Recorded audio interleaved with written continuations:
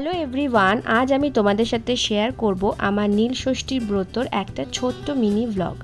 নীল ষষ্ঠীর ব্রত আমার কাছে খুবই স্পেশাল, কারণ এই পুজোতে দেবাদিদেব মহাদেবের আরাধনা করা যায়। সকল মায়েরা তাদের সন্তানদের মঙ্গল কামনায় এই ব্রত পালন করে। নতুন নীল রঙের শাড়ি পরে সুন্দর করে সেজে গুজে তোমরা দেখতেই পেলে, আগে আমি বাড়িতে সুন্দর করে পুজো করে নিলাম। তারপর বিকালের পরে বেরোলাম সব মন্দিরের উদ্দেশ্যে, কারণ সন্ধেবেলাতেই মোমবাতি জ্বালিয়ে এই ব্রত পালন করার নিয়ম।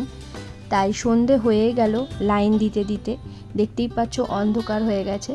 তো আমি এবার সব মন্দিরে মন্দিরে সুন্দর করে শিবের মাথায় দুধ, দই, ঘি, মধু আর চিনি, পঞ্চামৃত তৈরি করে নিয়ে গেছিলাম বাড়ি থেকে। তো সেইগুলো দিয়ে ভালো করে পুজো করে নীল অপরাজিতার মালা পরিয়ে ভক্তি ভরে মন ভরে মহাদেবের আরাধনা করলাম।